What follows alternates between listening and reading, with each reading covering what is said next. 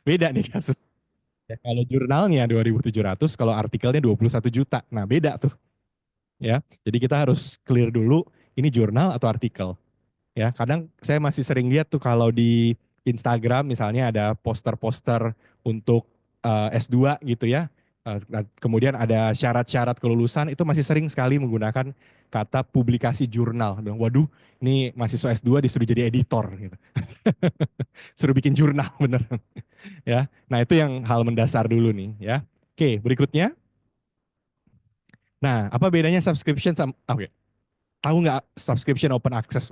Kalau Bapak Ibu dosen pasti udah tahu. Kalau rekan-rekan mahasiswa pernah dengar istilah jurnal-jurnal subscription sama jurnal open access?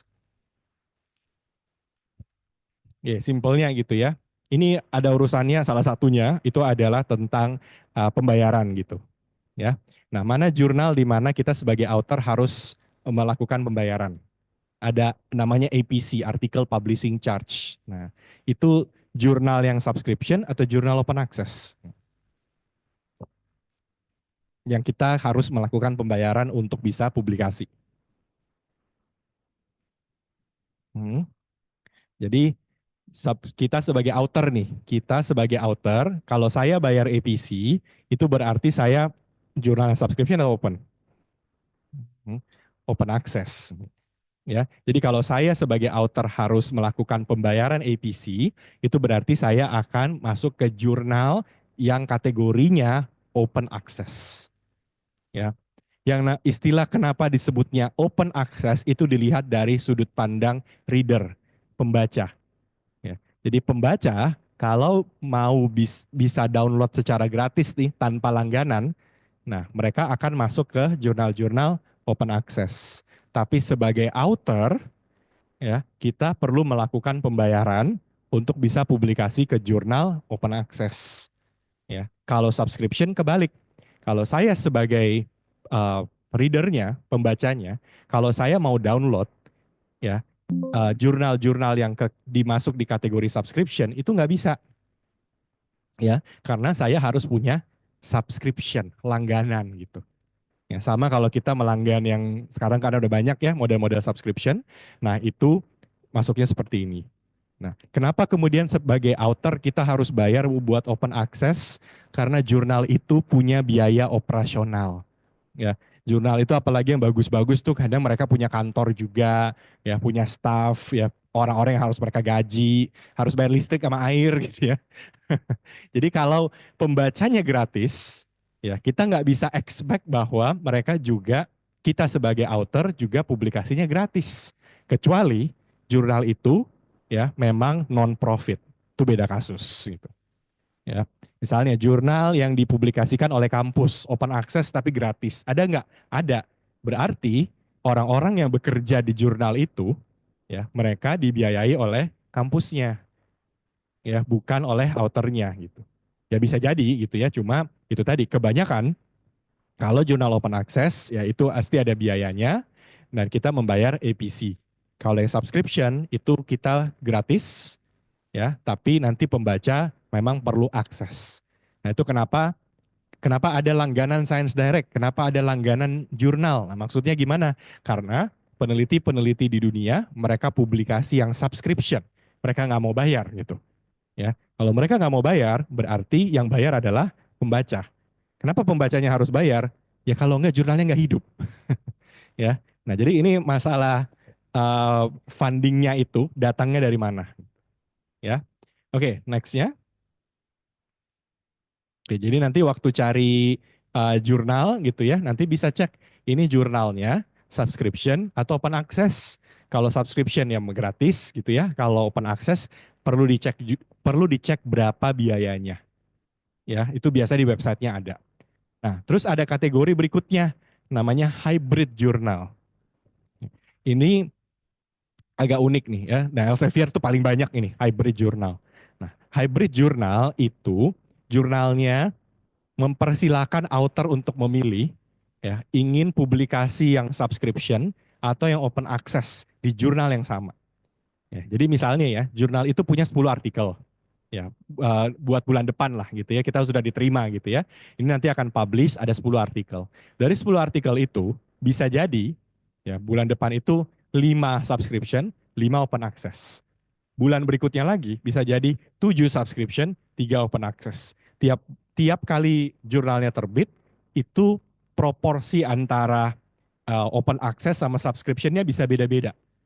Ya. Kenapa? Karena jurnalnya mempersilahkan author pilih sendiri mau subscription apa open access gitu. Ya. Nah, dengan model hybrid itu memang kita menyerahkan sepenuhnya tergantung authornya aja sama fundernya. Ya, kalau yang memberi dana itu punya dana untuk publikasi open access ya silakan bayar EPC-nya. Kalau nggak punya ya udah nggak apa-apa juga gitu ya. Silakan publikasi yang subscription. Dan tidak ada perbedaan treatment ya perlakuan terhadap artikel yang open access dan subscription. Artinya bukan berarti kalau publikasi open access lebih cepat gitu ya. Ini kalau di Elsevier ya nggak ada perbedaan seperti itu. Ya, karena bayar berarti saya boleh skip antrian. Enggak, itu malah jadi academic misconduct. Ya. Nah, jadi kita memastikan itu juga terjadi dengan baik. Ya. Oke, nextnya. Nah, ada yang pernah dengar istilah preprints? Terutama rekan-rekan mahasiswa. Karena kadang-kadang ya kalau kita lagi publikasi di jurnal bisa jadi kita di offer ini mau preprint apa enggak gitu. Nah, apa tuh preprint? Kalau preprint itu artinya artikel kita itu dipublikasikan duluan, tapi belum melalui proses peer review. Ya, jadi proses reviewnya sebenarnya uh, belum terjadi atau masih baru akan terjadi atau sedang terjadi, masih awal-awal. Tapi kita diminta untuk publish preprintnya dulu. Ya, ada yang tahu nggak alasannya? Kenapa kita diminta di preprint aja dulu?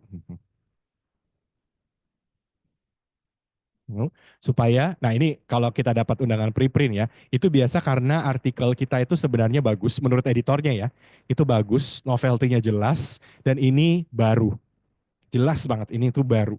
Nah, jadi menurut editornya, daripada idenya dicuri sama yang lain, ya better publish dulu.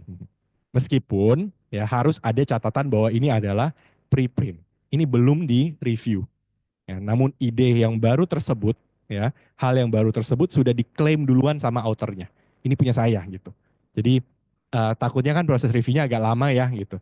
Nah itu sudah bisa diklaim duluan. Tapi kalau kita pakai preprint, misalnya rekan-rekan mahasiswa ya pakai referensi, kemudian referensinya masih berupa preprint, itu tidak disarankan ya karena ya kita nggak tahu ya setelah udah di review nanti hasilnya gimana gitu ya ada yang salah apa enggak gitu ya cuma fungsinya adalah kita bisa klaim duluan. Oke, nextnya. Oke, single blind double blind, ada yang tahu istilah ini?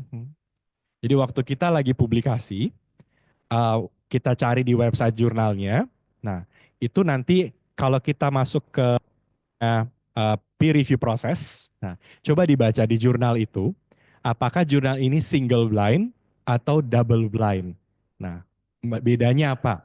Nah, kalau yang paling umum itu yang double blind. Double blind itu artinya ya antara reviewer sama author itu nggak saling tahu ini siapa.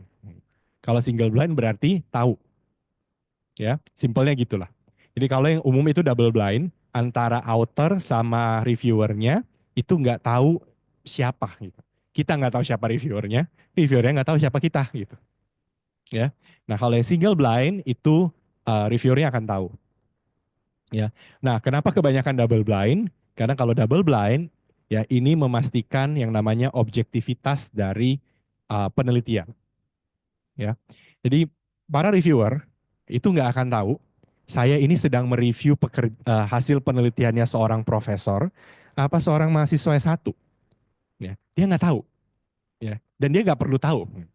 Ya, kenapa? Karena ini untuk mencegah bahwa kesannya nih nanti ya kalau dia tahu namanya, siapa ya? Saya cek saya googling gitu ya. Namanya siapa? Oh, ini profesor yang sangat terkenal bla bla bla bla bla. Oke, saya kasih lolos gitu. Ya. Nah, terus kalau dicek, oh ini cuma mahasiswa, nggak usah lah gitu ya. Nah, itu tidak terjadi.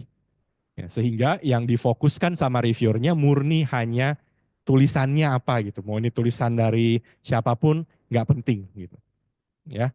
Nah, mau ini tulisan dari kampus manapun pun dia nggak akan tahu. Jadi nama orang yang nggak tahu, ini kampus apa juga nggak tahu, negara apa juga nggak tahu gitu. Ya. Nah, jadi itu yang umumnya dilakukan. Oke. Nextnya lagi. Nah, kemudian yang fundamental juga adalah ya Bapak Ibu di sini sudah pakai reference management belum? Kayak Mendeley gitu. Nah, ada yang pakai, ada yang enggak pakai ya. Ya, Pakai dipakai ya. pakai. Jangan manual ya. Karena masih ada loh kampus-kampus yang kalau nulis tuh citasinya masih manual gitu. Ya, udah mah capek nyarinya gitu ya, ini harus dicek berkali-kali gitu. Dan sekarang juga untuk jurnal-jurnal mereka akan mengharuskan Bapak Ibu pakai reference manager. Ya, kalau nggak pakai reference manager akan cukup banyak kesalahan teknis yang nanti bisa terjadi. Misalnya, oh lupa ketinggalan gitu referensinya. Nah, nanti susah lagi dicarinya, harus dibenarkan lagi artikelnya gitu ya. Jadi bertemanlah sama para reference manager ini. Oke, next. Nah, pernah dengar istilah retraction?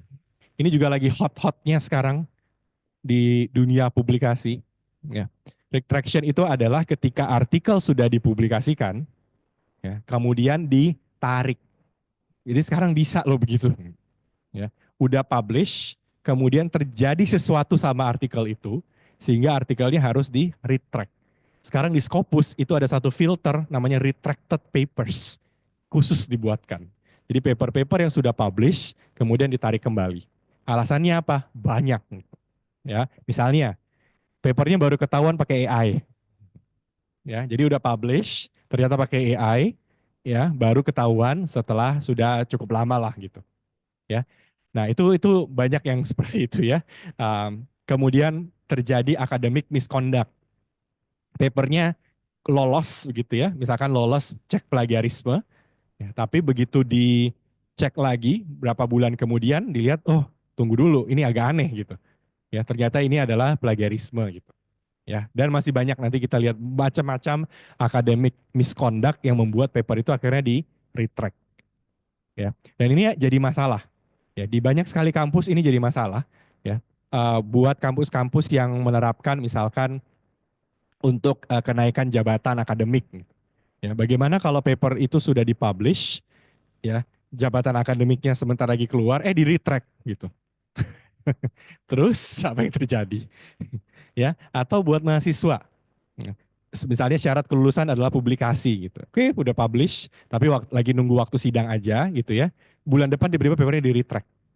Terus apa yang terjadi? Ya, nah itu yang jadi masalah-masalah nih sekarang retraction ini. Dan retraction itu bukan asal-asalan ya Bapak Ibu ya. Paper di retract itu prosesnya lumayan berat ya, karena harus dicek benar-benar ya sama editornya, semuanya di make sure bahwa betul ini ada pelanggaran etika sehingga harus ditarik. Dan kalau ditarik ya udah terima nasib ya. Kalau kita nggak bisa defend ya, ya sudah paper itu akhirnya akan muncul tapi tulisannya retracted ya. Nah, itu yang tidak akhirnya tidak bisa digunakan kembali gitu. Ya, ini kasus besar di beberapa negara di Asia Tenggara, saya tahu mereka sampai buat di kampusnya itu komisi etiknya kerjanya luar biasa ya, karena mereka harus memastikan bahwa semua paper yang dipublikasikan di kampus tersebut itu aman ya, tidak terkena retraction ya. Oke, nextnya. Nah, itu soal beberapa hal-hal yang fundamental yang kita harus tahu lah tentang publishing ya, yang dasar-dasarnya aja. Nah, sekarang research ethics ya. Kalau tadi ya kita masih sering masih masih banyak sekali kasus-kasus akademik misconduct ya. Karena apa? Karena kita mungkin ya sama di kelas-kelas publikasi writing gitu ya. Kita masih jarang membicarakan tentang etika penelitian. Nah, jangan sampai paper kita udah bagusnya luar biasa, sudah layak Q1, ya. Begitu di publish di Q1, tadi ya kena retraction karena ada academic misconduct, ya. Atau nggak jadi publish, udah mau publish, udah tinggal terakhir aja nih, ya. Kemudian editornya menemukan ini ada yang aneh, ya. Akhirnya paper kita ditolak, ulang lagi dari awal gitu ya, karena ada katakanlah pelanggaran etika yang umumnya tidak disengaja, ya kita nggak tahu gitu, oh itu ternyata pelanggaran etika, ya. Tapi yang lebih parah kalau kita udah tahu, ya. Nah, apa saja dan ini bahaya ya karena ini berurusan sama science, ya. Bukan cuma reputasi universitas, tapi ini sampai reputasi science. Kalau kita kalau di seluruh dunia itu asal-asal publish, ya, maka orang akan mempertanyakan kan, ya. Orang awam akan mempertanyakan, ini para peneliti serius apa enggak sih? Ini bikin obat beneran apa asal-asalan nih gitu. Ya, ini bikin jembatan dikasih tahu rumusnya ini bisa jadi jembatan gitu. Ntar kalau dibangun terus tiba-tiba rubuh ya karena menggunakan rumus yang dipakai. Nah, ini yang jadi bahaya. Ya, itu kenapa research ethic itu penting di sana ya. Oke, next. Siapa yang bertanggung jawab untuk research ethic semuanya? Mau dari author, institusi, publisher, editor jurnal, reviewer, ya semuanya ada urusannya dengan etika penelitian. Ya, kalau semua pihak terlibat di sini memastikan menjaga sains gitu ya, ya maka ya udah kita aman-aman aja gitu. Tapi kalau ada pihak-pihak yang kemudian lebih loose gitu ya, lebih asal-asalan, sudahlah tidak masalah gitu ya. Nah itu akan menyebabkan masalah etika ke depannya. Jadi semuanya harus aktif di sini ya. Nah, saya nggak mau bahas tentang apa responsibility dari institusi hukumannya apa gitu-gitu. Nah, urusan masing-masing gitu ya. Nah, atau publisher dan lain-lain, tapi kita fokus ke author. Ya, karena yang paling besar sebenarnya adalah author. Kalau author tahu mana yang etis dan tidak, ya udah aman ya. Oke, next. Nah, apa sih yang author harus ketahui supaya tidak melanggar etika penelitian? Nah, itu ada beberapa ya. Nanti kita bahas satu-satu nih. Termasuk salah satunya plagiarism ya. Nah, cuma plagiarismnya bagaimana nanti kita coba lihat ya. Oke. Nah, yang pertama dulu. Etika yang pertama yang harus diikuti oleh semua peneliti adalah mengenal masalah authorship. Authorship ini masalah author dan co-authors. Ya, simpelnya nama siapa yang boleh ditaruh di penelitian tersebut. Ya, nah itu etika yang pertama. Nah, simpelnya gini. Ya, author kan udah pasti dia yang full ya, yang dia yang paling banyak lah ya terlibat dalam penelitian tersebut. Masalah yang sering muncul itu co-authors. Ya, bukan authornya gitu, tapi co-authorsnya. Oke. Co-authors itu yang pasti pertama adalah tidak boleh hanya sekedar numpang nama. Ya, jadi itu sudah jelas-jelas pelanggaran etika. Ya, co-authors itu harus ada keterlibatan. Nah, keterlibatannya apa? Itu ada 4. Ya, keterlibatan yang pertama adalah co-authors harus memberikan kontribusi ke penelitian tersebut. Ya, kontribusinya tidak harus full dari awal sampai belakang enggak gitu ya, tapi dia harus terlibat.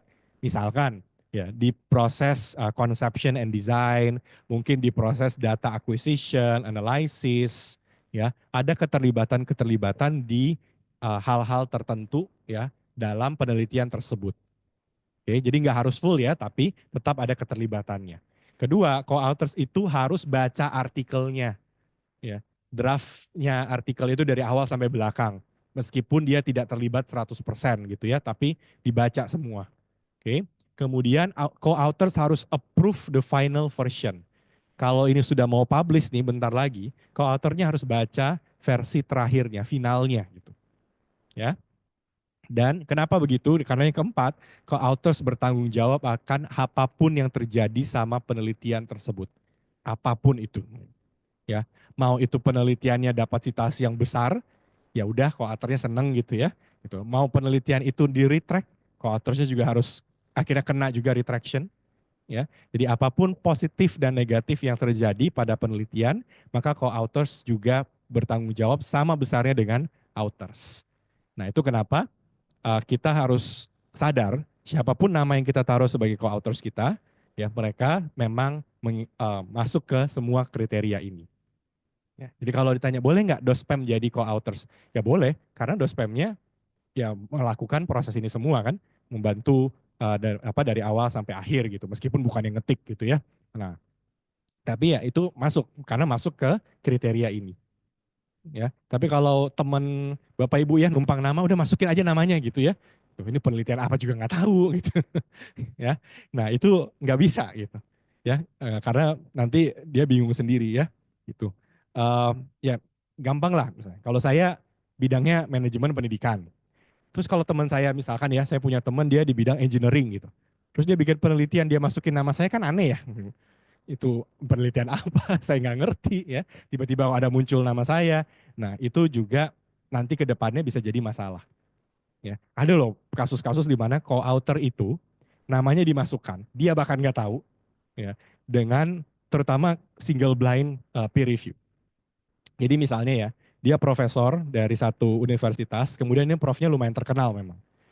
Karena ini single blind, jadi namanya ketahuan, ya, authornya itu menggunakan nama dia sebagai co-author dengan harapan kesempatan publikasinya meningkat karena nama orang ini terkenal gitu. Ya udah dimasukin gitu, ya. Dipublish, publish. Ya, nggak tahu ya alasannya karena itu atau bukan gitu, tapi dipublish lah. Ya. Terus co-authornya baru sadar, kok ada nama saya di situ. Ya. Kemudian dia komplain lah ke jurnalnya, saya nggak pernah jadi co-author buat penelitian ini. Akhirnya apa? Retract penelitiannya, tarik. Nih, tapi co-authornya kena loh itu. Ya. Karena dia tiba-tiba punya retraction. Ya, padahal dia sama sekali tidak berurusan sama paper tersebut. Dan itu akhirnya harus sampai masuk ke komisi etik universitasnya segala gitu. Ya, karena ini melakukan pelanggaran berat ya, dalam hal authorship. Ya, oke, next. Competing interest. Nah, ini juga ya. Competing interest itu artinya kita punya uh, hubungan dengan apa yang sedang kita teliti. Nah, hubungannya itu paling utama adalah financial relationships. Ya, artinya kalau kita sedang meneliti sesuatu, ya, kita harus punya jarak, terutama dalam hal financial relationship. Ya, misalnya ya, saya tidak boleh meneliti, harusnya ya, saya tidak boleh meneliti tempat di mana saya digaji. Ya. Kenapa? Simple. Kalau saya digaji oleh tempat ini, kita pasti akan dipertanyakan kan, ini benar nggak ya hasil penelitiannya, atau jangan-jangan dibagus-bagusin, ya, karena orang ini bekerja di tempat itu, ya. Nah itu akan muncul pertanyaan seperti itu, ya. Nah kemudian atau kita adalah konsultan di tempat itu, udah kita konsultannya, kita bikin risetnya, semua pasti nanya, ya, loh kok ini konsultannya bikin penelitian di tempat di mana dia menjadi konsultan, ya kenapa? Karena dia dibayar kan, ya. Nah ini juga jadi pertanyaan nanti, ya. Nah atau personal relationship, academic competition, intellectual. Nah ini hal-hal yang agak susah diketahui, ya. Terutama intellectual passion. Intellectual passion tuh gini, ya. Bapak Ibu misalkan ya, sedang meneliti satu topik yang agak sensitif nih, ya. Artinya topik ini bisa jadi ekstrim kiri atau ekstrim kanan gitu, pandangan terhadap topiknya. Terutama yang social science, ya apalagi politik gitu. Ya, jadi ini topik yang antara setuju banget atau enggak gitu, enggak sama sekali. Nah, misalnya si peneliti ini sebenarnya sudah punya pandangan sendiri yang sudah saklek begitu ya tentang topik yang sedang dia teliti. Misalnya dia sangat tidak setuju teliti topik itu. Nah, hasilnya menunjukkan hal yang sangat negatif terhadap topik tersebut. Nah, dan point of view dia itu sangat negatif juga terhadap topik itu. Akibatnya apa? Ya penelitiannya jadi tidak netral kan gitu. Ya, penelitiannya pokoknya intinya adalah saya tidak setuju. Ya, dan ini hasilnya sangat buruk gitu. Nah, itu nanti akan dipertanyakan. Apalagi kalau orang ini misalkan punya jabatan politik gitu ya. Namanya makin naik, sering nulis di media misalnya. Terus orang-orang lihat, ini orang nulis di media negatif sekali tentang topik ini, dia bikin penelitian yang juga negatif tentang topik tersebut. Itu nanti jadi masalah. Ya, kalau itu dibawa ke editornya, ya penelitian itu bisa di-retract. Ya, karena dianggap ini dipertanyakan, jangan-jangan ya dia sudah punya pandangan tertentu sehingga topiknya tidak, pembahasannya tidak netral lagi. Nah, itu juga bahayanya di situ. Ini terutama social science ya. Kalau Bapak Ibu yang di STEM mungkin nggak masalah lah gitu. Ya, tapi social science itu yang paling sering dalam dapat kasus yang begini. Ya, oke, next. Plagiarism. Nah, kalau plagiarism ini bukan cuma masalah berapa persen kemiripan, ya. Kalau itu iya, itu udah salah satunya. Tapi plagiarism itu juga masalah plagiarisme ide. Nah, ini yang susah nih. Ya. Ide kita terlalu mirip sama yang sudah pernah publikasi sebelum-sebelumnya. Ya. Nah, takutnya kita dianggap kita memplagiat ide tersebut. Jadi kita harus bisa defend kenapa ide kita berbeda sama mereka. Nah, ini tugas kalau misalnya kita lagi buat skripsi, tesis, disertasi, tugas dari dosen adalah questioning idenya, ide awalnya kan gitu. Ya, saya mau buat penelitian tentang ini. Kenapa? Memang udah pernah sebelumnya udah pernah atau belum gitu. Ya, kalau udah pernah oke, tapi angle-nya gimana? Kamu angle-nya gimana? Nah, itu harus dibahas terus. Jangan sampai kita mereplikasi ya istilahnya plek ketiplek gitu ya sama persis sama yang sebelumnya ya hampir nggak ada bedanya cuma katakanlah beda sedikit di variabelnya atau di apanya gitu ya itu bisa masuk ke plagiarisme ya bukan berarti kita tidak boleh mereproduce ide yang sebelumnya ya itu boleh sekali tapi harus ada pembedanya ya oke. Em, Pernah dengar ini Bapak Ibu self plagiarism ini juga lagi heboh memplagiat sendiri ya. Itu pernah pernah lah ada kasus di Indonesia yang nanti dicek aja sendiri gitu ya.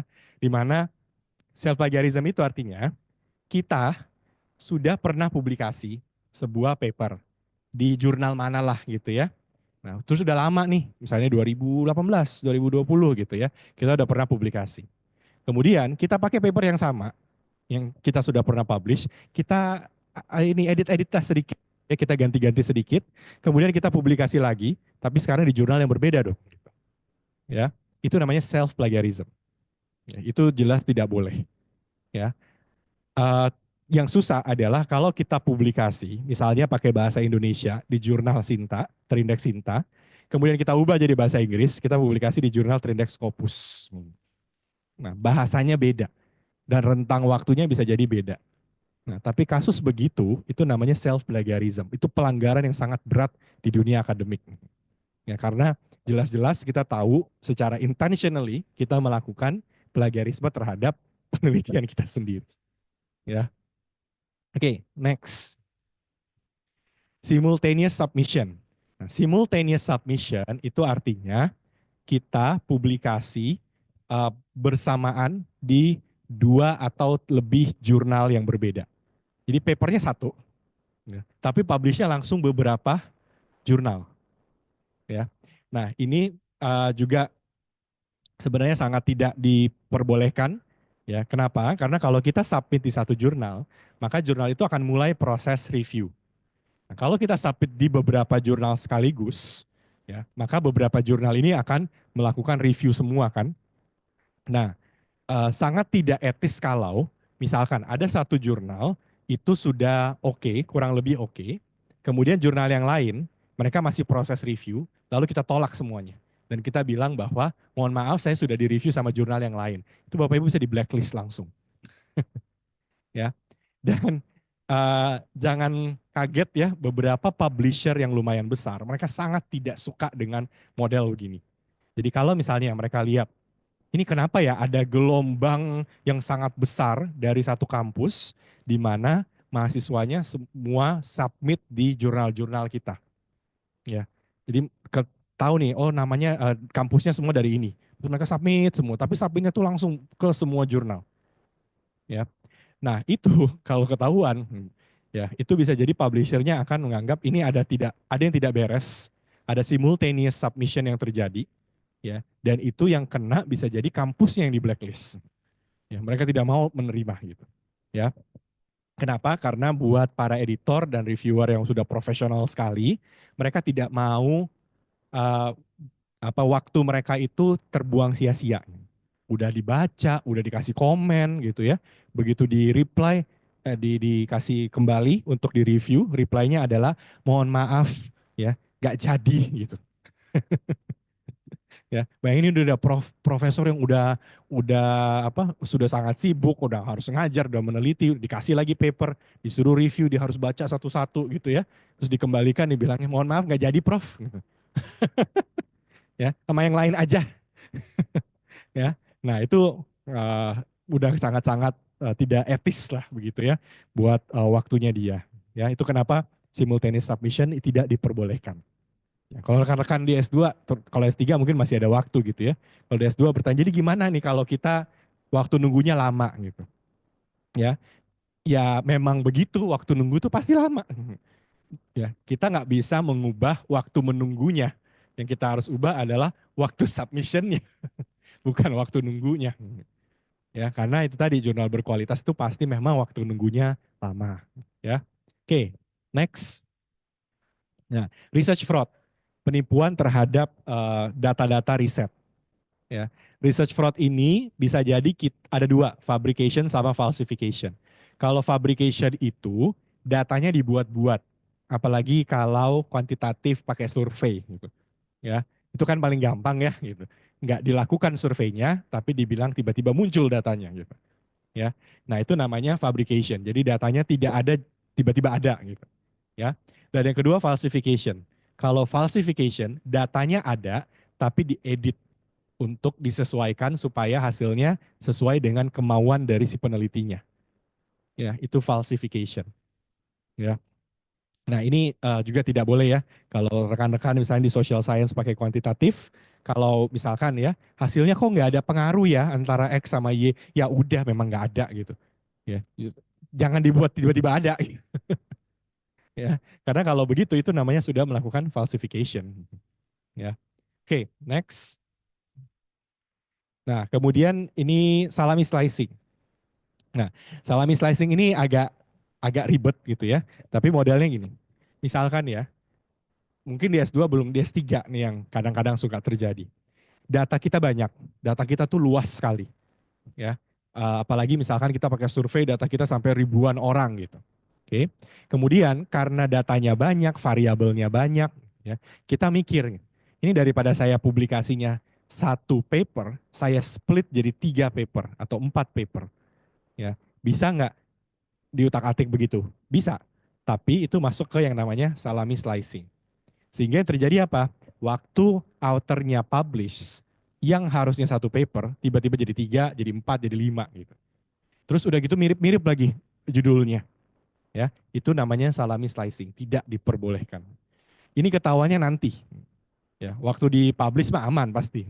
Tapi kalau dicek di Scopus profile dari authornya, ya, kalau Bapak Ibu ketemu, loh kok judulnya mirip-mirip semua ini dari atas sampai bawah gitu ya. Gitu. Itu kalau dilihat, dicek, kemudian dilaporkan, ya itu bisa kena retraction semua. Karena itu jelas-jelas salami slicing. Ya, udah judulnya mirip-mirip semuanya gitu. Ya. Nah, itu ya. Jadi ini juga pelanggaran etika. Oke, next. Nah, itu tadi ya. Jadi kalau kita menghindari pelanggaran etika tersebut, ya harusnya kita aman untuk publikasi di jurnal berkualitas. Ya. Nah, challenge ketiga. Ya, challenge ketiga itu adalah masalah predatory. Ya. Nah, untuk masalah predatory, Indonesia juga merupakan salah satu target dari predatory jurnal. Ya. Kalau kita sudah masuk ke predatory jurnal, ya udahlah terima nasib gitu ya, tinggal tunggu waktu aja untuk paper kita kena discontinue. Ya, jurnalnya kena discontinue, paper kita hilang gitu. Ya. Nah, ini bagaimana kita menghindarinya? Next.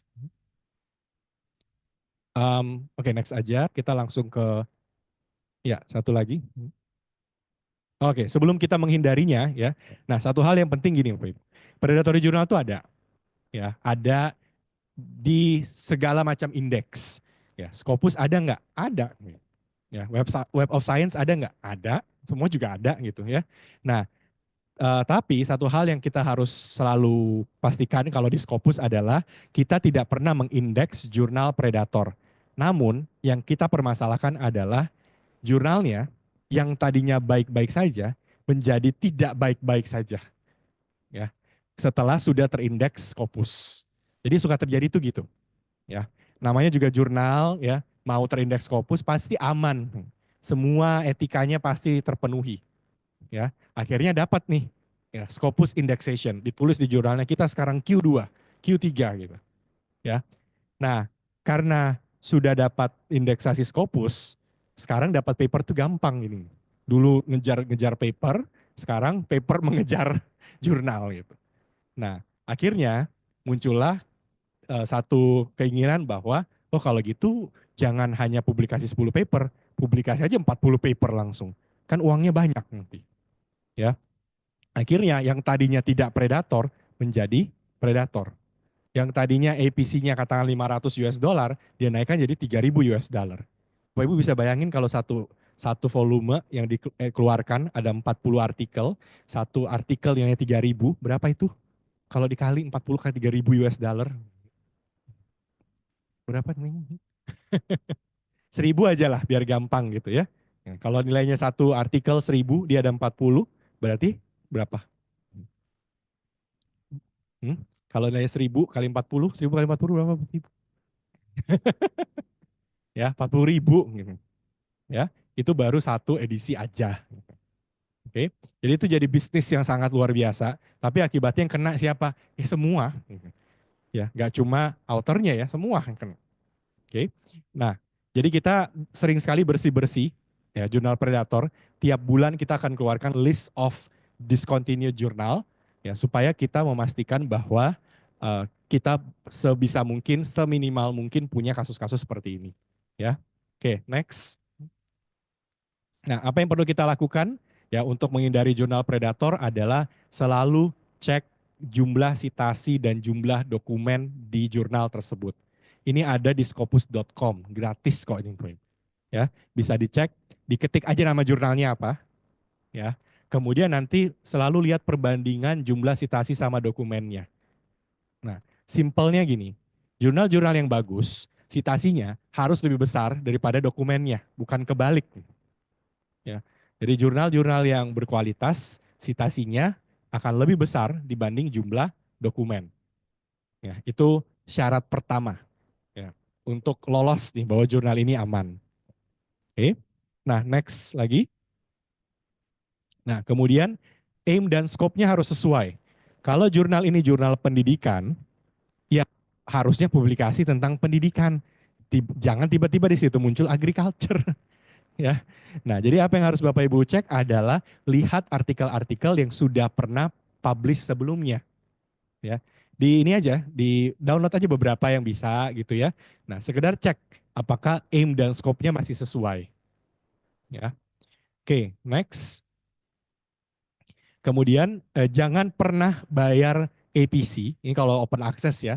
Jangan pernah bayar APC uh, ketika ketika artikel kita sedang dalam proses review, kita belum di accept ya. Jadi jurnal itu tidak boleh minta kita bayar di depan ya. Misalnya bayar dulu atau cicil gitu ya buat APC-nya gitu, atau masih review tapi udah dikasih invoice buat bayar APC-nya. Itu tidak diperbolehkan. Jadi jurnal hanya boleh minta kita bayar di akhir kalau sudah di accept ya. Nah, kalau diminta di depan udah skip ya. Kirim aja email, mohon maaf nggak jadi gitu ya. Kalau itu nggak apa-apa Bapak Ibu, karena dia yang aneh gitu ya. Oke, next. Nah, kemudian pastikan juga Bapak Ibu cek ini. Nah, ini agak-agak sayang sih sebenarnya ya. After review practice. After review tuh gini.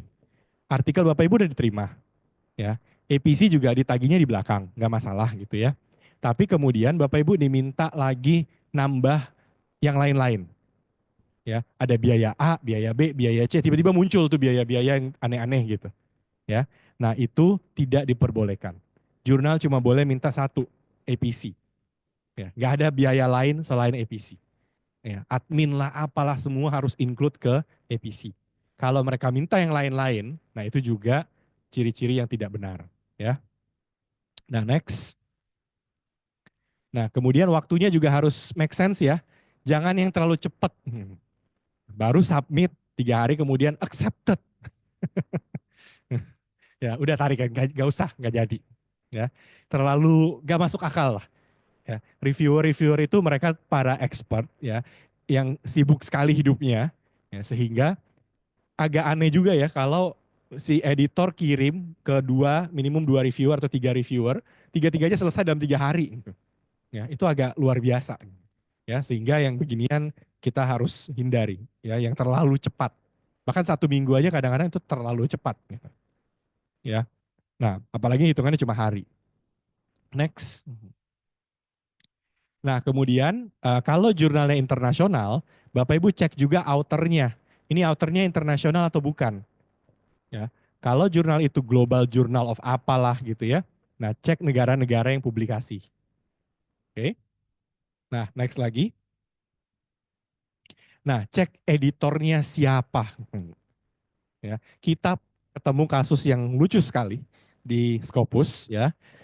Jurnal ini menginfokan ke Scopus bahwa dia ganti editor in chief. Ya, namanya siapalah saya juga nggak inget gitu ya. Kemudian kita waktu itu bingung, ini siapa ya? Oke, yang nggak pernah. Biasanya kan gini, kalau kita udah expert sekali di bidang engineering, kita tahu lah siapa-siapa nama orang-orang yang lumayan terkenal. Gitu. So waktu itu kita cek, ini siapa ya? Orangnya asing gitu. Ya udahlah kita cek, random aja googling biasa gitu ya. Namanya, kemudian nggak ada orang itu gitu.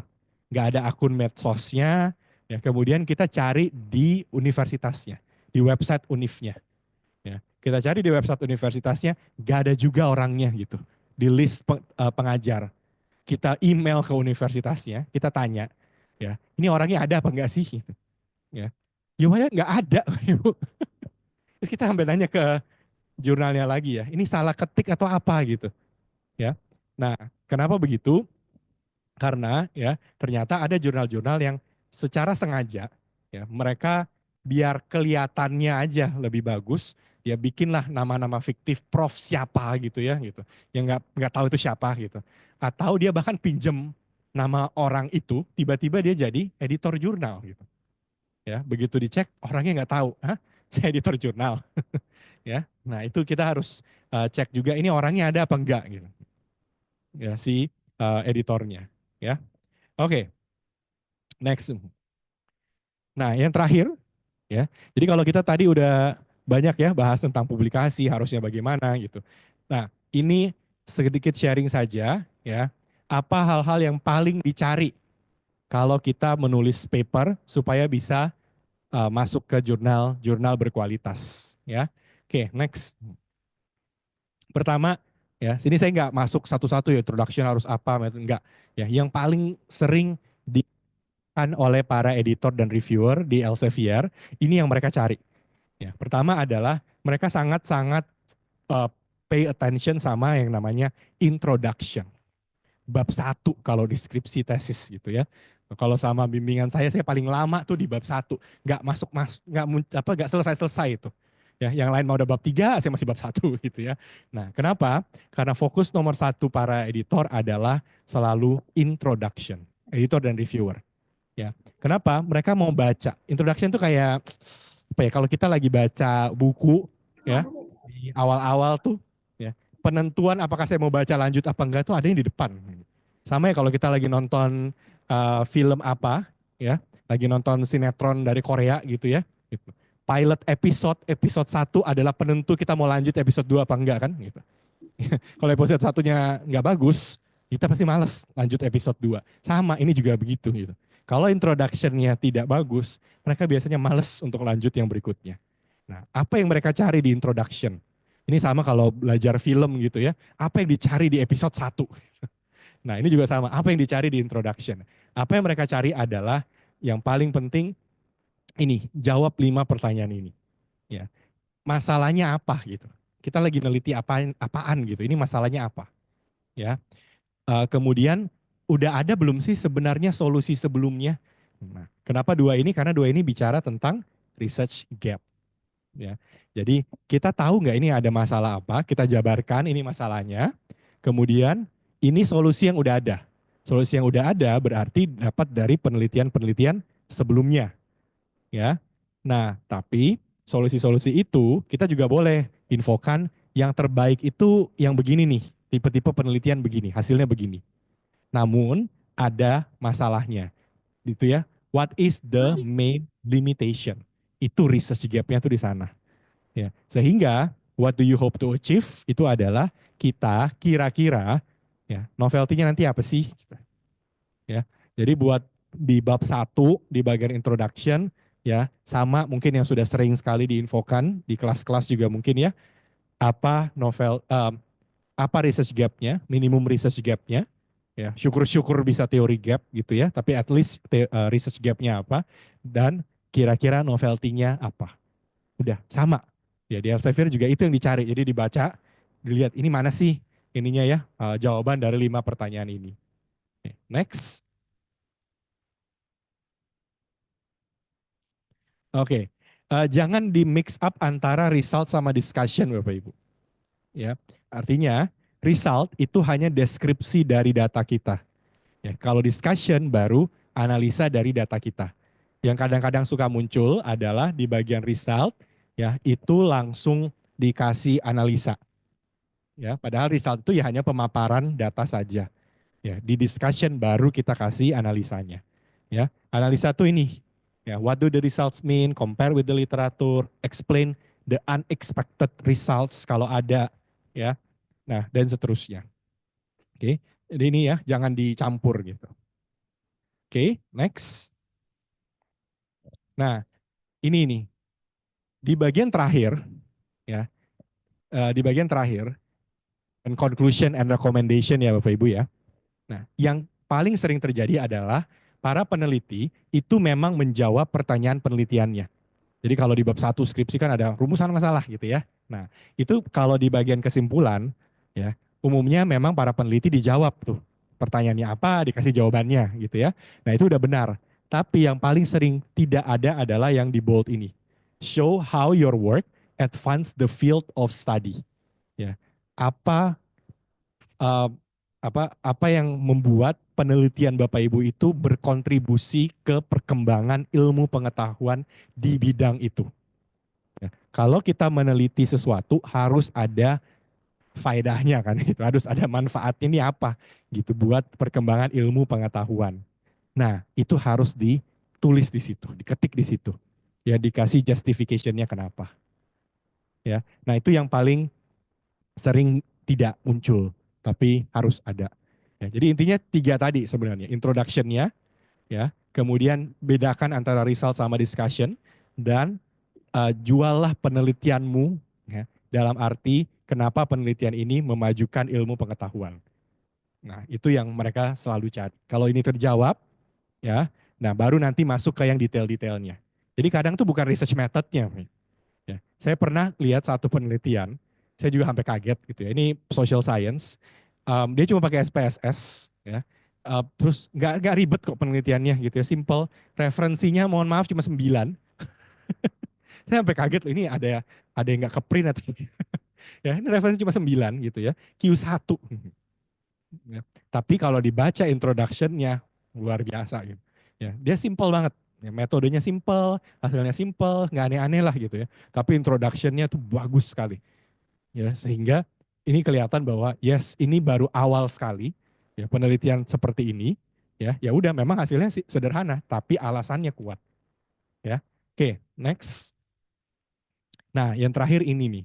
Sekarang ya, referensi itu penting sekali, bukan referensi yang asal-asalan, tapi quality references. Kalau kita bangun argumen di bab satu kita, ya, kan itu banyak tuh yang paling banyak ada dalam kurungnya kan yang bab satu ya gitu. Nah, itu juga akan dicek. Ini referensinya datang dari mana. Kalau kita berani mengatakan bahwa penelitian-penelitian sebelumnya belum bisa menjawab permasalahan ini dalam kurung dari ini. Nah, siapapun yang kita kutip, itu kalau reviewer-reviewer yang udah profesional ya, itu suka diklik, terus dibuka artikelnya, terus dicek. Ya, bukan cuma dicek ini benar atau tidak, tapi ini penelitian dari mana, dipublikasikan di jurnal apa gitu. Ya, kenapa kita sering dengar yang Q1 cuma mau pakai referensi dari Q1, bukan karena Q1-nya, tapi mereka akan lebih melihat bahwa argumen yang kita bangun ya, itu harus datang dari penelitian yang sudah diakui berkualitas juga. Jadi tidak diragukan argumen kita gitu. Ya. Nah, itu kenapa quality references jadi penting di sini. Ya. Oke. Nah, itu Bapak Ibu, next-nya terakhir. Nah, jadi biar pas gitu ya. Nah, yang terakhir Bapak Ibu, nanti kita sesi tanya jawab lagi ya buat yang sebelumnya. Ini ada update terbaru dari Science Direct. Jadi Bapak Ibu sudah ada ya akses Science Direct untuk jurnal, semua disiplin ilmu sudah di cover. Jadi silakan ya dimanfaatkan terus Science Direct-nya.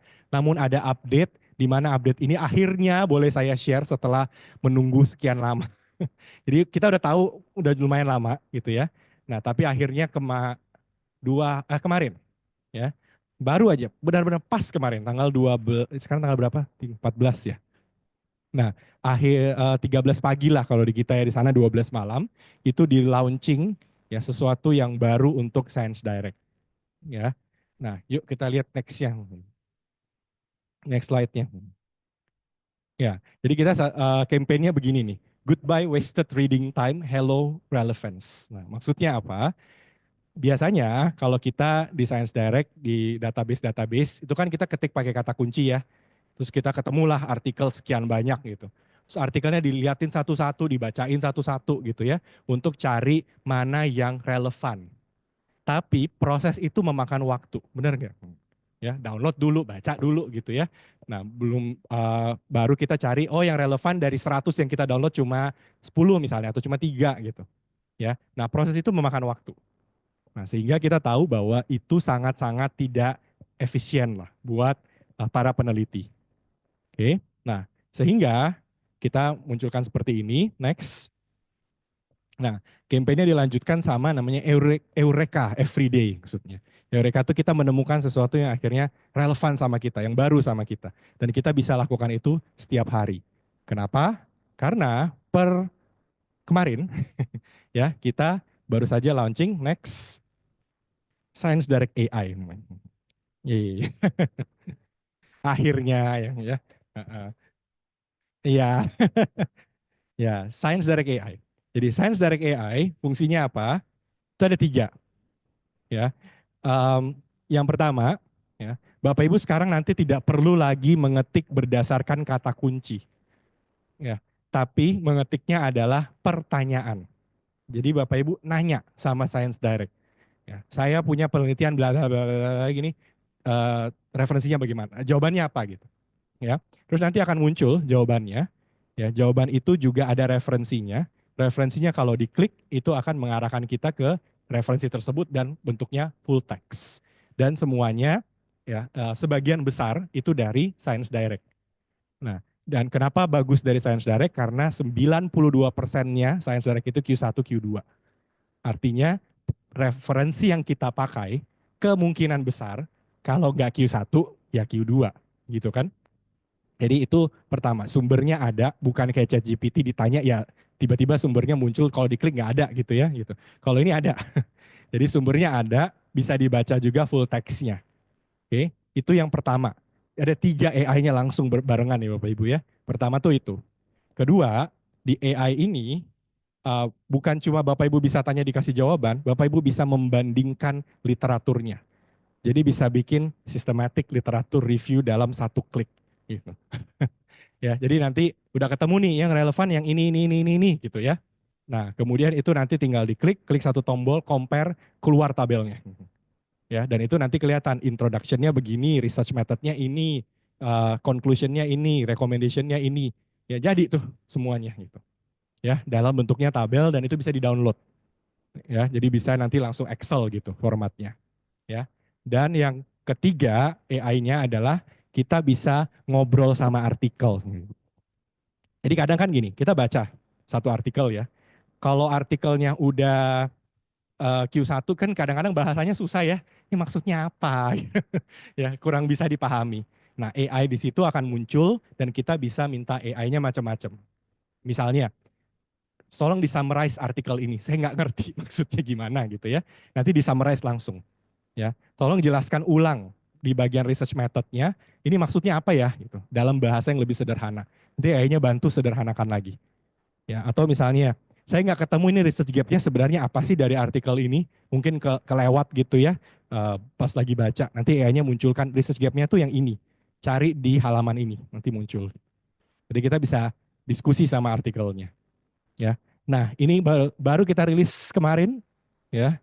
Eh, dan ya semoga ini akan mengubah cara kita nanti melakukan penelitian, dan harapannya sebenarnya paling besar adalah Bapak Ibu jadi lebih gampang pakai Science Direct, ya karena itu tadi ya yang harus nyari panjang lebar itu segala macam akhirnya cut langsung, ya langsung to the point, cari yang relevan yang mana, dan kalau nggak kurang paham bisa dibandingkan atau bisa ditanya sama artikelnya, ya.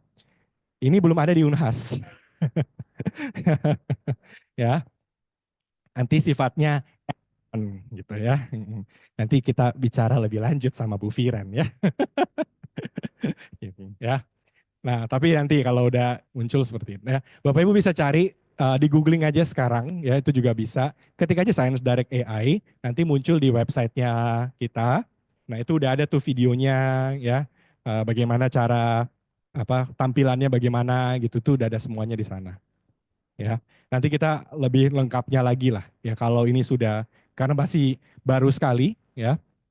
Ya, tapi ini sudah rilis ya, dan semoga tidak lama lagi bisa dinikmati sama Unhas ya. Oke, gitu Bapak Ibu ya. Semoga cukup jelas ya. Silahkan kalau ada pertanyaan ya atau ya informasi lain yang dibutuhkan, kita bisa diskusikan lebih lanjut. Terima kasih. Thank you Pak Johan. Terima kasih banyak atas banyak tadi sharing-sharing tips, masukan, terutama yang terakhir Science Direct. Tapi belum bisa diakses ya sama Ya, nanti add-on. masih add-on. Mungkin Unhas mau jadi kampus pertama di Indonesia yang Oh ya, berarti belum ada yang belum. di Indonesia belum bisa, belum ada. Belum, Belum ada. karena baru kemarin. Ya, baru kemarin. Ya, Bim. Ya, oke. Terima kasih Pak Johan. Saya pasti yakin ada banyak pertanyaan yang muncul dari Bapak Ibu atau rekan-rekan mahasiswa, baik di ruang eh, kita di sini maupun di Zoom. Mungkin saya persilakan dulu Bapak, Ibu, Prof, atau teman-teman mahasiswa yang ingin bertanya terkait ini, terkait apa yang sudah disampaikan Pak Johan. Ya, silakan. Boleh perkenalan singkat, pertanyaannya juga boleh to the point, biar yang lain bisa juga bertanya, memanfaatkan waktu. Cek, baik Bismillah. Makasih. Perkenalkan saya Hulaifi dari program studi Sarjana S1 Ilmu Hukum. Ini berkenan terkait dengan author. Nah, di ini apakah hoax atau fakta sebenarnya ya Pak? Apakah perlu untuk kolaborasi dalam konteks ketika mengajukan artikel untuk dipublikasikan, perlu ada co-author 2, 3, dan 4 dalam konteks misalnya dari awal dan hingga akhir itu menulis sendiri misalnya. Ketika misalnya ini promotornya masukin misalnya dalam konteks perlu ada penulis luar negeri. Tapi dalam konteks di penulisan itu hanya tidak ada kontribusi di luar dari si autor utamanya. Ketika dipublikasikan kan beberapa jurnal memang mengejar sebelum masuk ke reviewer untuk double blind reviewnya mengejar siapa-siapa penulis di artikel itu. Nah, apakah berpengaruh atau tidak dalam konteks kita mengejar Scopus tapi sendiri, sedangkan ini misalnya baru publikasi pertama atau kedua begitu. Itu saja sih Pak. Makasih. Siap. Terima kasih. Suhaifi ya. Hulaifi. Hulaifi dari FH. Gimana ya Pak? Langsung jawab aja. Oke. Biarin. Ya, Silakan, Pak. langsung jawab aja ya Bapak Ibu ya. Jadi pertama begini, kalau kita publikasi memang tidak ada kewajiban harus ada co-author. Ya single juga boleh-boleh aja Bapak Ibu ya, nggak masalah gitu. Nah, tapi memang di cukup banyak jurnal mereka akan lebih prefer kita punya co-authors. Sebenarnya bukan karena kenapa-kenapa ya Bapak Ibu, tapi lebih ke arah begini. Co-authors kalau mengikuti tadi ya kontribusinya apa ya dalam penelitian kita, akan dianggap penelitian kita setidak-tidaknya punya sudut pandang yang lain yang diberikan oleh co-authors. Jadi penelitian itu tidak murni dari kita sendiri, tapi ada kacamata lain gitu yang kita sudah saling diskusi, kita sudah saling berembuk kira-kira penelitian ini hasilnya seperti apa. Lebih ke arah sana. Dan mereka akan lebih suka memang kalau co-authorsnya dari luar Indonesia bahkan. Kenapa? Karena point of view-nya bisa jadi lebih beda lagi dalam proses diskusi kan. Nah, ujung-ujungnya apa? Artikel kita akan lebih bagus secara kualitas karena sudah dapat sudut pandang yang berbeda ini. Nah, yang salah memang kalau co-authorsnya dari luar negeri, iya benar, tapi nggak pernah terjadi diskusi. Jadi hanya numpang nama ya. Nah, itu pelanggaran etika. Jadi memang kecenderungannya tidak harus, tapi akan lebih diminta supaya hal tersebut terjadi. Ya. Oke, Pak Johan, jelas ya, Levi. Jadi bahasa anak sekarang itu banyak POV, jadi semakin banyak koautor, mesti banyak point of view dan masukan. Ya, makasih Pak Johan. Bapak Ibu, rekan-rekan yang ingin bertanya lagi di sini, silakan. Ya, silakan Ibu. Mohon nama dan pertanyaannya. Oke, Ibu Hairani, silakan. Ya. Dan ini masih relatif baru.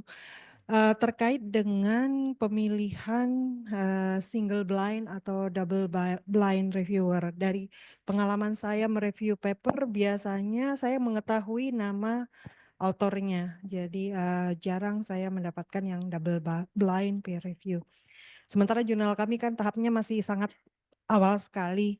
Dan untuk penentuan single blind atau double blind peer review ini, target jurnal kami sebetulnya terindeks Scopus. Yang mana di antara dua pilihan ini yang bagus untuk mencapai target indexing di Scopus itu. Terima kasih. Oke, Terima kasih Bu Hairani, silakan. Ya, sebenarnya sih Scopus sih kita tidak ada keharusan harus double blind. Ya. Cuma lebih direkomendasikan saja supaya tidak memunculkan pertanyaan, ini kalau single blind apakah betul semua artikel yang dipublish ini tidak ada ya unsur-unsur karena namanya ketahuan gitu ya. Gitu. Nah, lebih ke arah sana gitu. Cuma apakah apakah jurnal-jurnal di Scopus banyak yang single blind? Banyak, sama aja sebenarnya. Jadi mau single, mau double, it's okay. Itu semua keputusan dari jurnalnya saja. Gitu. Baik, jelas ya Bu Hairani. Terima kasih Bu. Ya, terima kasih Bapak Ibu Prof yang lain. Di sini ada Prof Sri dari Fisika, ada Pak Frederick tadi ada Prof Rohani tadi, ada Pak Adi juga saya lihat. Dan di ruang di Zoom meeting kita ada beberapa juga banyak dosen-dosen yang saya lihat, ada Prof Abdul Razak Munir, ada Prof Aslina. Mungkin maaf Bapak Ibu yang lain mungkin saya tidak bisa sebut namanya karena saya nggak hafal semua namanya. Silakan Bapak Ibu angkat tangan, mungkin yang di sini atau yang di Zoom bisa raise hand. Boleh langsung menyampaikan pertanyaan. Jika ada yang ingin ditanyakan langsung ke Pak Johan.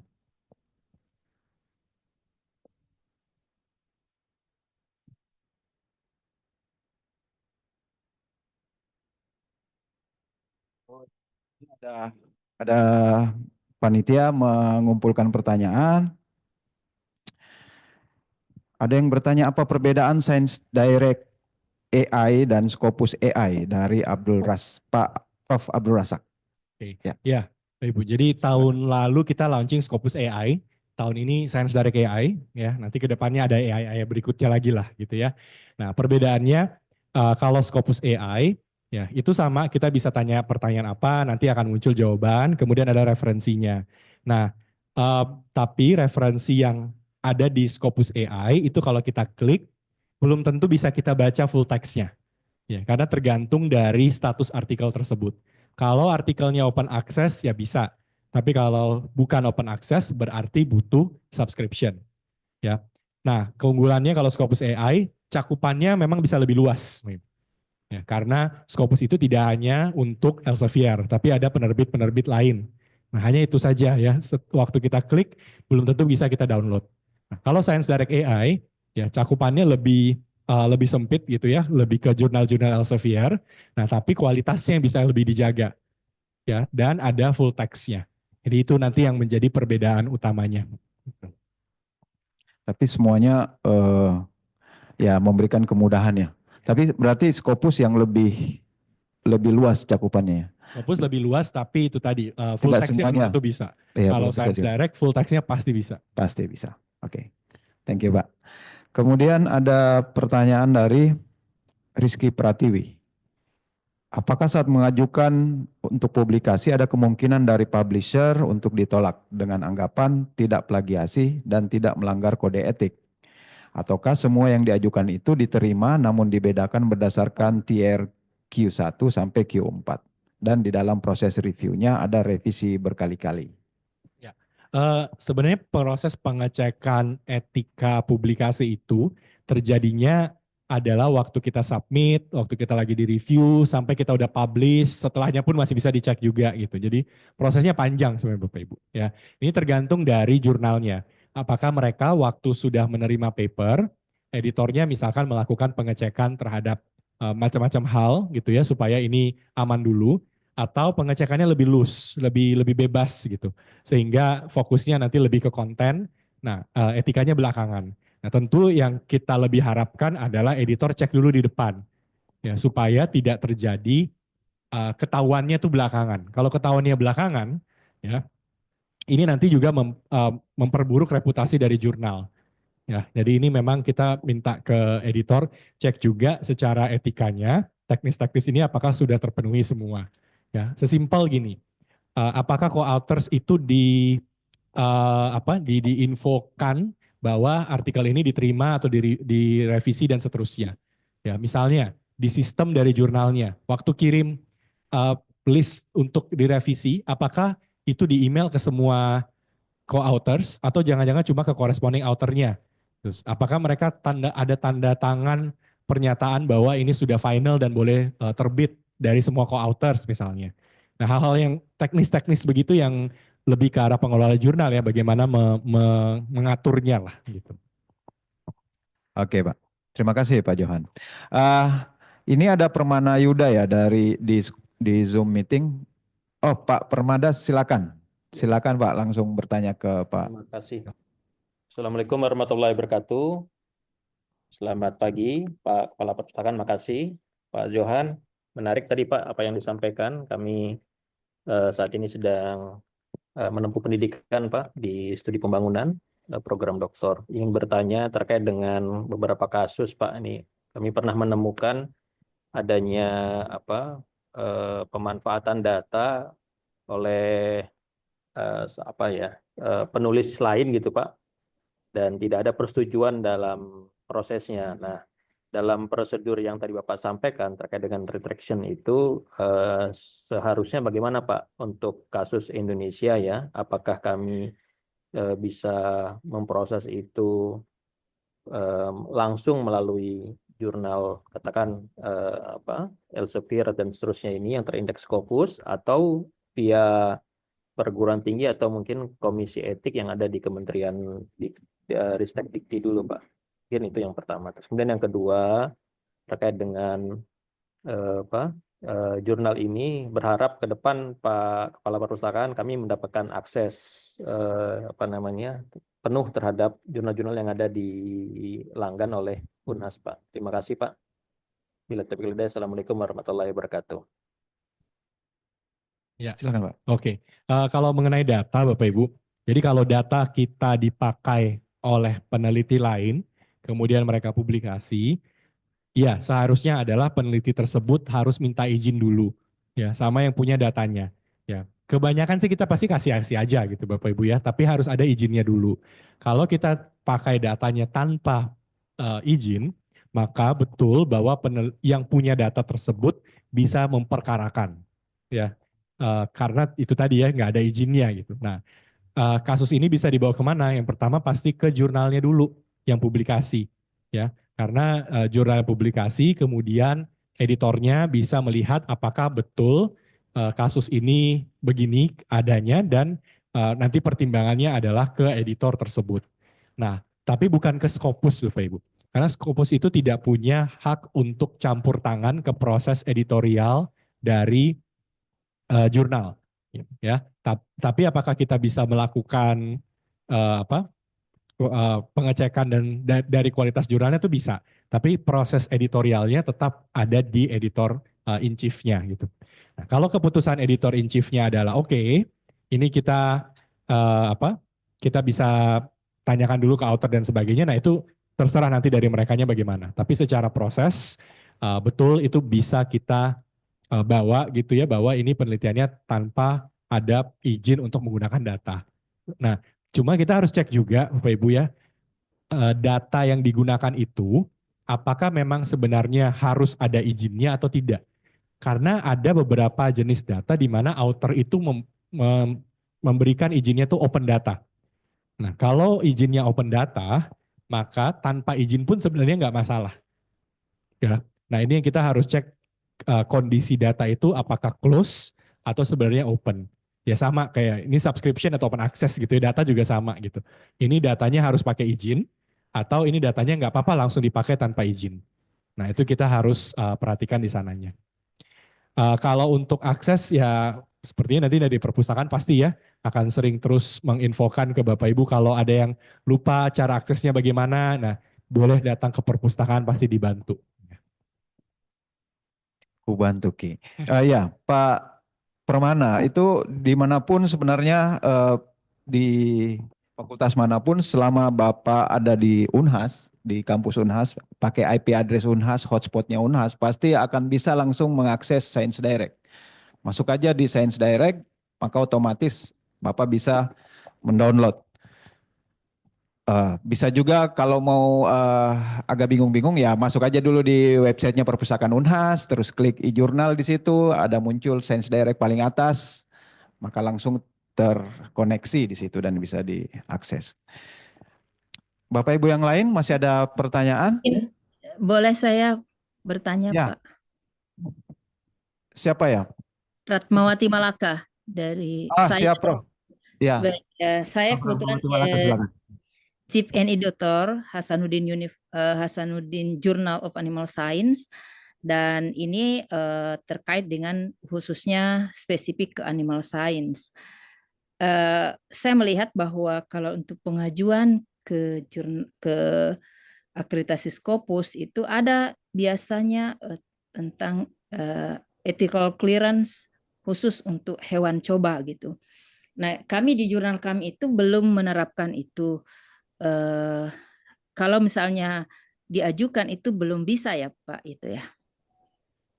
Kalau tidak belum mensyaratkan tentang ethical clearance. Ya, oke.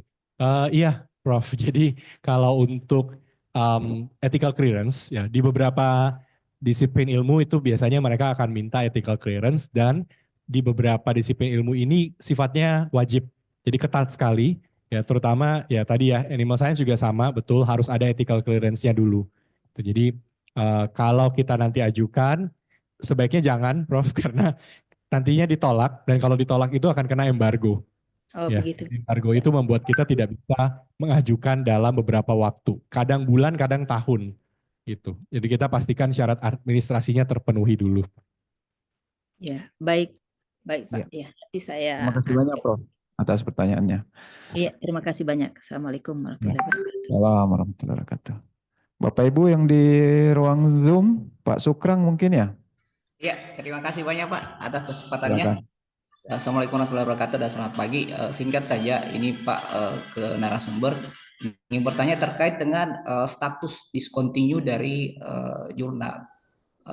Apakah ada kemungkinan untuk aktif kembali atau seperti apa Pak?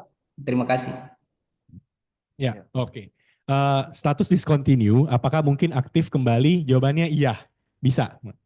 Nah, karena tergantung kenapa jurnal itu terkena discontinue. Jadi discontinue itu ada 4 alasannya. Salah satunya predator. Kalau predator sudah lupakan saja, itu tidak akan tidak akan kembali lagi mereka. Nah, tapi 3 yang lain bisa jadi iya, bisa jadi tidak. Nah, karena 3 ini ada apa saja? Pertama, kalau jurnalnya ganti nama. Jadi jurnal itu bisa mengajukan pergantian nama. Ya, nggak tahu alasannya apa, pokoknya jurnalnya mau ganti nama aja gitu. Nah, akibatnya apa? Jurnal dengan nama sebelumnya itu akan terkena discontinue, tapi akan pindah ke nama yang baru. Nah, kalau kasus begini itu aman. Artikel Bapak Ibu itu bukan masuk ke jurnal predator ya, bukan. Ya, tapi decision dari jurnalnya adalah kita harus ganti nama. Ya, nah itu tidak masalah. Jadi secara otomatis jurnalnya tidak bisa continue lagi, tapi sebenarnya pindah ke nama yang baru. Itu alasan berikutnya. Alasan ketiga, itu bisa juga karena jurnalnya memutuskan untuk tutup beroperasi sementara. Itu bisa. Ya nggak tahu alasannya kenapa, pokoknya nggak bisa beroperasi lagi. Ya. Nah, tapi kemudian hidup kembali beberapa tahun setelahnya, mengajukan lagi, itu bisa dan namanya sama. Itu kadang-kadang kenapa kalau di Scopus kita lihat discontinue misalnya sampai tahun 2005. Terus titik koma tiba-tiba muncul lagi 2020 gitu. Nah, kemana 15 tahun itu? Bisa jadi karena nggak ada yang ngurus gitu. Ya, tapi bisa muncul kembali gitu. Ya. Nah, atau yang keempat karena jurnal itu mengalami penurunan sitasi yang sangat signifikan sehingga jurnalnya terkena discontinue. Tapi jurnalnya masih beroperasi. Ya, masih jalan, kemudian mengajukan kembali beberapa tahun kemudian dengan nama yang sama. Nah, itu jurnalnya sama.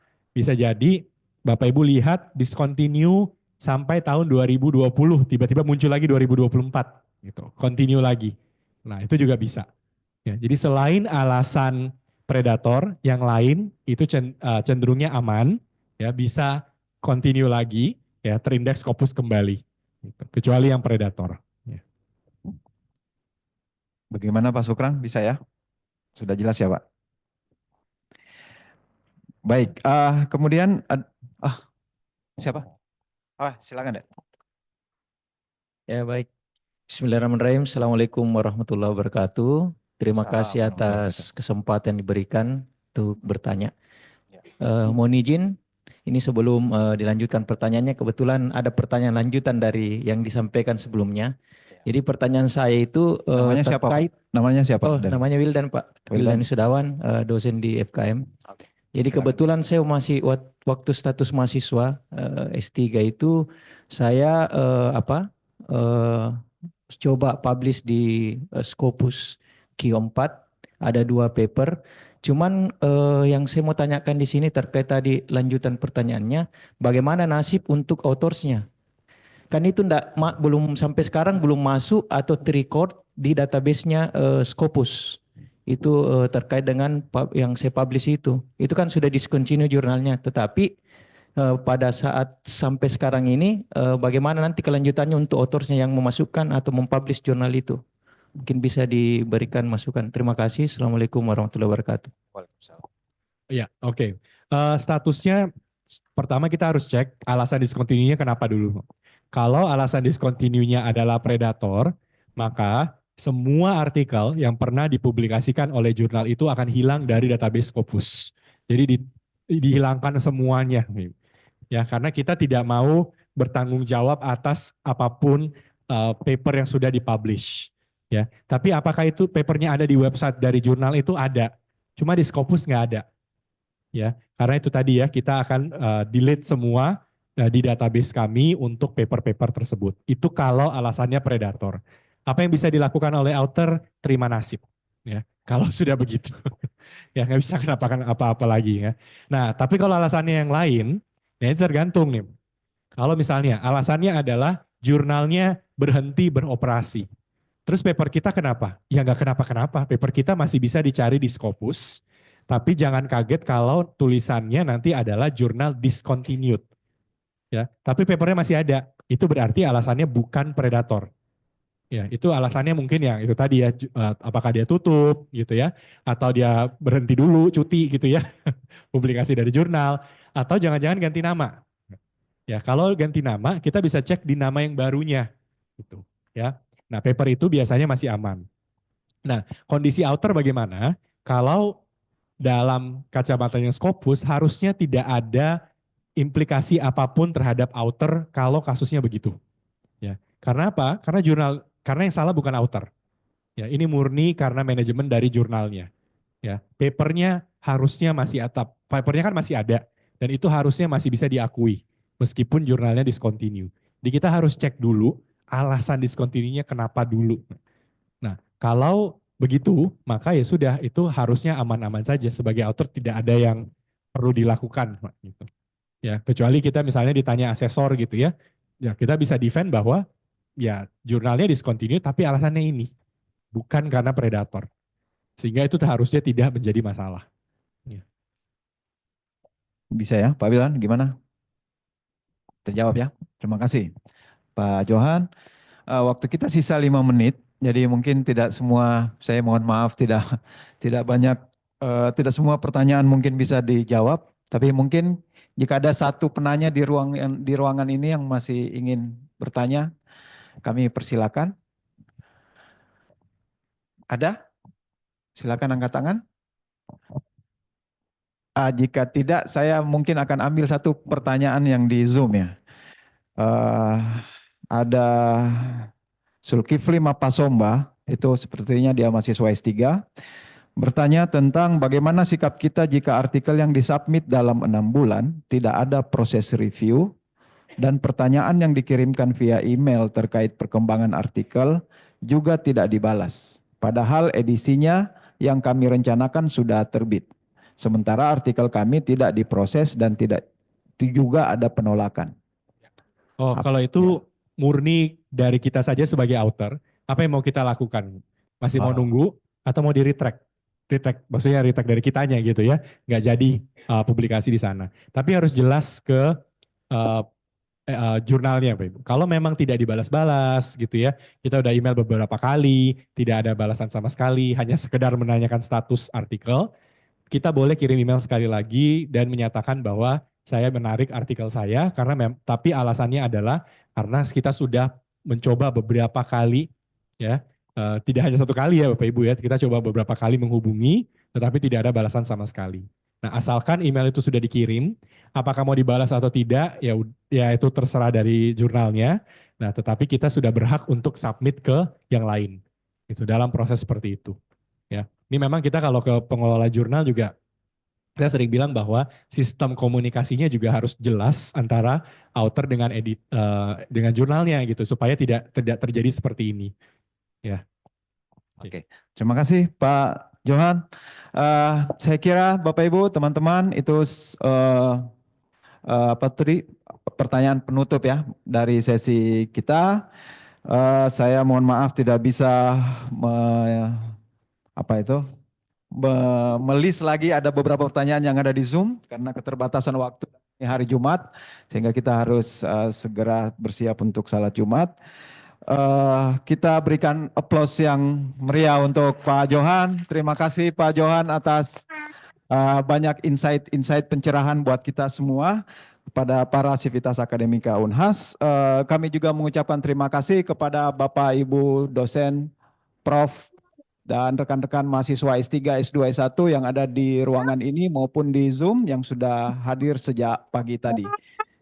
Sebagai penutup mungkin kita berharap dari seminar ini, workshop ini, Writing and Publishing Research for Global Audience from Preparation to Ethics yang dibawakan oleh Dr. Johan Jang, itu akan meningkatkan pemahaman kita tentang academic publishing dan pada ujungnya kita harapkan high quality articles akan muncul di lebih banyak di Unhas dan itu ada trennya ya, terjadi peningkatan sejak kita berlangganan Science Direct selama 2 tahun ini dan mudah-mudahan akan lebih meningkat lagi. Dan Bapak Ibu jika ada yang belum bisa connect menggunakan Science Direct dengan baik, silakan datang ke perpustakaan atau kunjungi, bisa bertanya langsung di medsos kita, terutama di Instagram tentang cara penggunaan. Jika dekat-dekat ke perpus, silakan datang ke perpustakaan. Insya Allah akan teman-teman para pustakawan akan senang sekali untuk membantu. Saya kira itu saja dari saya sebagai moderator Ansar Saud. Terima kasih banyak atas perhatiannya. Billahi taufiq wal hidayah. Assalamualaikum warahmatullahi wabarakatuh. Sampai ketemu lagi di acara sosialisasi perpustakaan Unhas selanjutnya. Terima kasih Pak Johan. Saya kembalikan ke MC. Silakan. Ya, baik. Sebelum penutupan, saya persilakan kepada Bapak Ibu yang telah bertanya untuk maju ke depan untuk penyerahan souvenir. Souvenir akan diserahkan oleh Ibu Kepala Perpustakaan. Iya. Ya. Saya persilakan kepada yang bertanya untuk maju ke depan.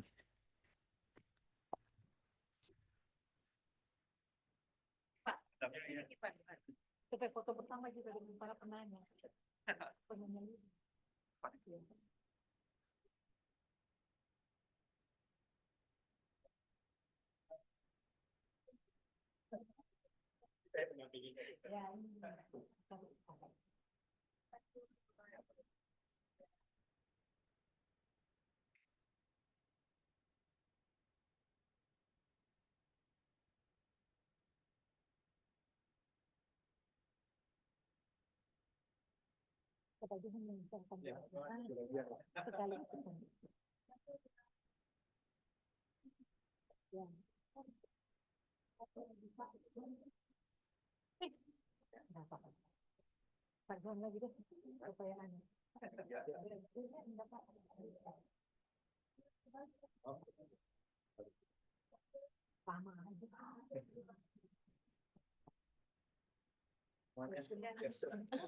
Dek, yang menerima tadi foto bersama dulu.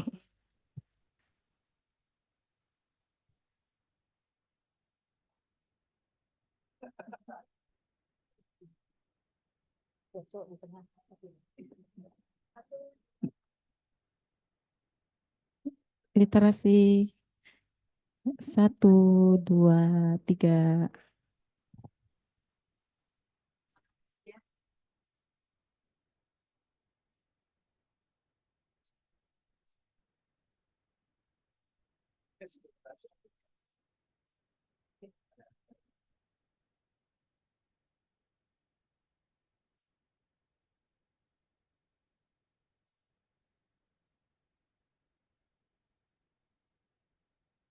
Baik, dengan berakhirnya sesi diskusi tadi, maka berakhirlah seluruh rangkaian workshop dan sosialisasi Sains Direct.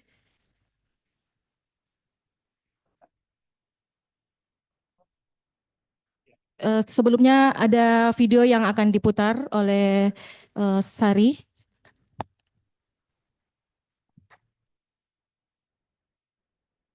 Selamat datang di layanan Kuban Tubi, Perpustakaan Unhas.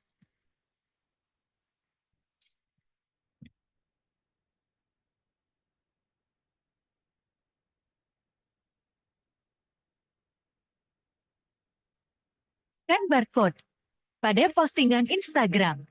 Pada buku ini terdapat semua tata cara akses. Layanan digital perpustakaan.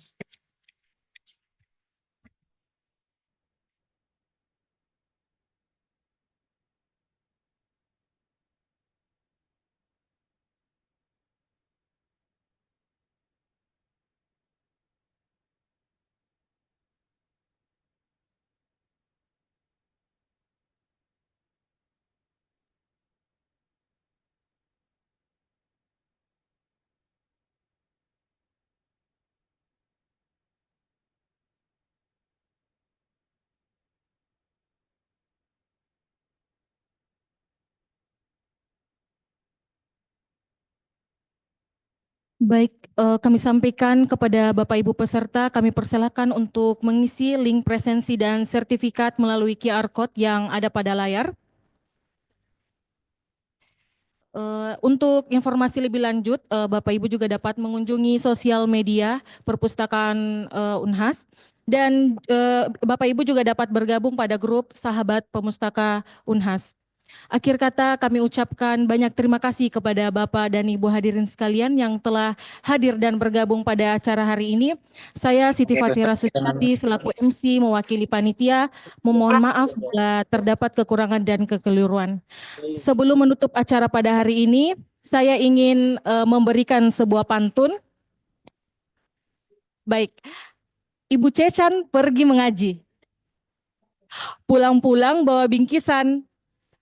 Saya akhiri acara hari ini. Terima kasih dan semoga berkesan. Wabillahi taufiq wa hidayah. Wassalamualaikum warahmatullahi wabarakatuh dan sampai jumpa.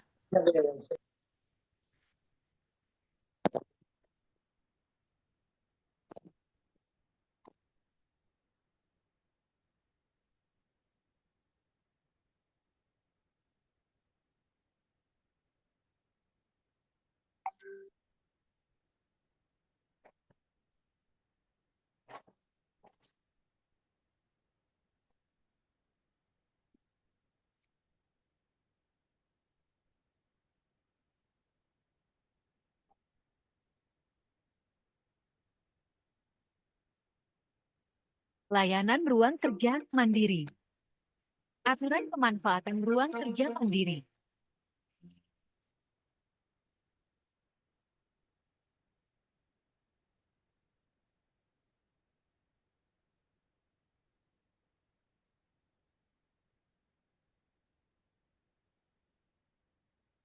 Tata cara peminjaman ruang kerja mandiri.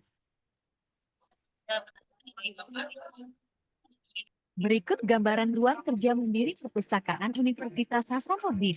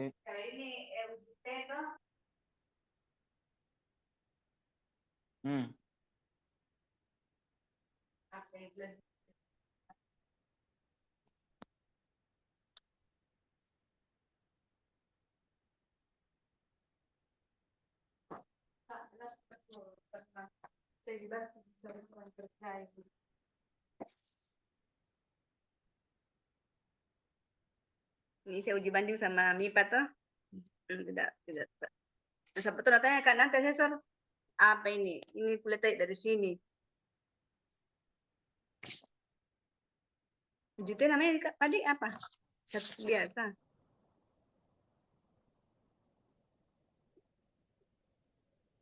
Dari mana? Temanku yang di BBLK bantu hitung.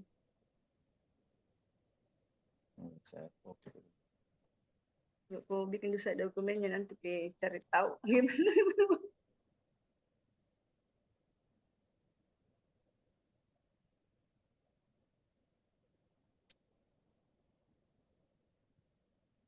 Ketik dulu nama aku nah. Hah? Saya ketik dulu nama aku. Iya.